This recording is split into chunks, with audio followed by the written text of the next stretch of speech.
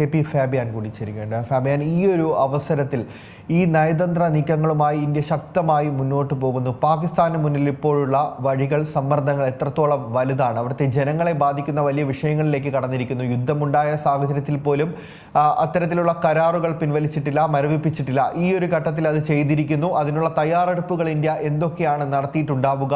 ഇതിന് പാകിസ്ഥാൻ എങ്ങനെയായിരിക്കും ഈ നീക്കങ്ങളോട് പ്രതികരിക്കാൻ സാധ്യതയുള്ളത്? പാകിസ്ഥാന്റെ കാര്യം പറഞ്ഞാൽ അവിടുത്തെ ഇതുവരെ പാകിസ്ഥാൻ മീഡിയയിൽ വന്ന റിയാക്ഷൻ നോക്കുവാണെങ്കിൽ പാകിസ്ഥാൻ ഗവൺമെന്റ് പറഞ്ഞിട്ടുണ്ട് അവർക്ക് ഇതുമായിട്ട് യാതൊരു ബന്ധവും ഉണ്ടായിരുന്നില്ല. ഒന്ന്. രണ്ടാമത്, പാകിസ്ഥാൻ നാഷണൽ സെക്യൂരിറ്റി കൗൺസിൽ ഇന്ന് മീറ്റ് ചെയ്യുകയാണ്. അതിന്റെ വിവരങ്ങൾ എനിക്ക് ഇതുവരെ കിട്ടിയിട്ടില്ല.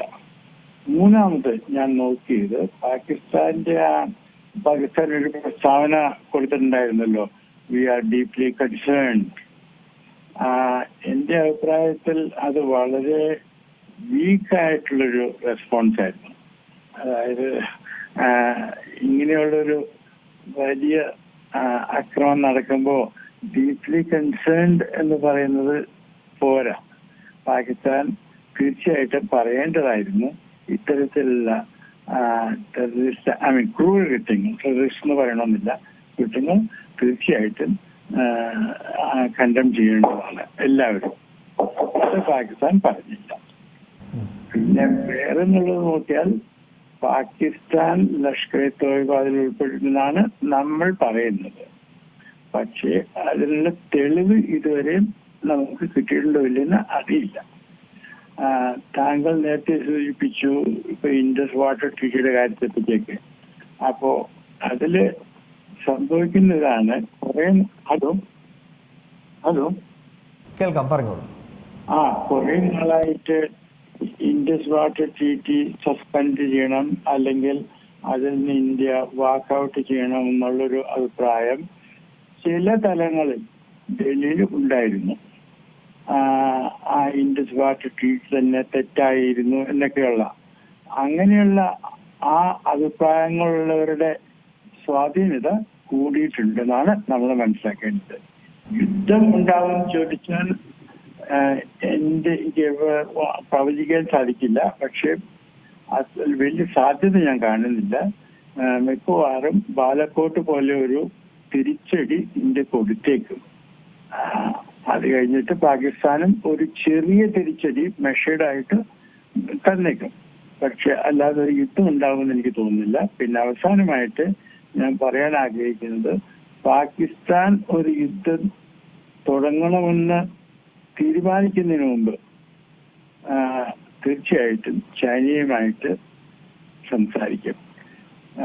അപ്പോൾ ചൈനയുടെ ഇൻഫ്ലുവൻസും നമ്മൾ നോക്കണം. അത് ഏറ്റവും പ്രധാനപ്പെട്ട കാര്യമാണ്. ഇപ്പോൾ ലോകരാജ്യങ്ങളുടെ പിന്തുണ ഈ ഒരു സംഭവവുമായി ബന്ധപ്പെട്ടുമ്പോൾ ഏതൊരു ഭീകരാക്രമണം ഉണ്ടാകുമ്പോഴും ആ രാജ്യത്തോടൊപ്പം നിൽക്കുക എന്നുള്ളത് ലോകരാഷ്ട്രങ്ങൾ ചെയ്യുന്നതാണ്. ഇപ്പോൾ ഇന്ന് ഏറ്റവും ലേറ്റസ്റ്റ് ആയിട്ട് കാനഡ ഉൾപ്പെടെയുള്ള രാജ്യങ്ങൾ അപലപിച്ചിരിക്കുന്നു. അങ്ങനെ മുന്നോട്ട് പോകുന്ന ഒരു സാഹചര്യം, ഇന്ത്യ ഈ നയതന്ത്ര തലത്തിൽ പാകിസ്ഥാനെതിരെ നീങ്ങുന്ന ഘട്ടത്തിൽ എല്ലാ രാജ്യങ്ങളുടെയും പിന്തുണ ഉറപ്പാക്കുക, ഓരോ ഘട്ടത്തിലും അത് കൃത്യമായി ഉറപ്പാക്കുക എന്നുള്ളത് ഇന്ത്യയുടെ വലിയൊരു ലക്ഷ്യമായിരിക്കില്ലേ? മാത്രമല്ല, ഇത്തരത്തിലൊരു കരാർ റദ്ദാക്കുന്നത് ഉൾപ്പെടെയുള്ള കാര്യങ്ങളിൽ എങ്ങനെയായിരിക്കും പ്രതികരണമുള്ളത് എന്നുള്ളത് നിർണായകമായ ഒരു ഘട്ടമായി മാറില്ലേ? പ്രത്യേകിച്ച് ചൈനയുമായി പാകിസ്ഥാൻ ഏതെങ്കിലും തരത്തിലുള്ള ആശയവിനിമയം നടത്താനുള്ള സാധ്യത നിലനിൽക്കുന്ന ഒരു ഘട്ടത്തിൽ. ചൈനയുടെ കാര്യം പറയുകയാണെങ്കിൽ ഈ ഇൻഡസ് വാലിയെ സംബന്ധിച്ചിടത്തോളം ഇന്ത്യ ഒരു അപ്പർ റൈപ്പേറിയൻ സ്റ്റേറ്റ് ആണ്. ഇന്ത്യയിൽ നിന്നാണ് ഈ നദികൾ പാകിസ്ഥാനിലേക്ക് പോകുന്നത്. അതേസമയത്ത് തന്നെ നമ്മൾ മനസ്സിലാക്കണം, മറ്റു ചില നദികളുടെ കാര്യത്തിൽ ചൈന ടിബറ്റിൽ നിന്നാണല്ലോ ഉദിക്കുന്നത്. ചൈന ഒരു അപ്പൊ അതും നമ്മൾ ആലോചിക്കണം. രണ്ടാമത്, ഇത് ഇൻഡസ് വാട്ടർ ട്രീറ്റി അത് വേൾഡ് ബാങ്കിന്റെ ആഭിമുഖ്യത്തിൽ ഉണ്ടായതാണ്. അതില് പറഞ്ഞിട്ടുണ്ട് യാതൊരു കക്ഷിയും ഇത് യൂണിലാറ്ററൽ ആയിട്ട് സസ്പെൻഡ് ചെയ്യും, എന്താ പറയുക, അബോളിഷ് ചെയ്തതെന്ന്. അപ്പോ അതും നിയമപരമായിട്ട് നോക്കുമ്പോൾ സസ്പെൻഡ് ചെയ്തത് അത്ര ന്യായീകരിക്കാൻ സാധിക്കില്ല. യെസ്, വളരെയധികം നന്ദി ശ്രീ KP ഫാബിയാൻ. ഈ അവസരത്തിൽ പ്രതികരിച്ചതിന്, വിശദമായി കാര്യങ്ങൾ വിലയിരുത്തിയതിന് വളരെയധികം നന്ദി.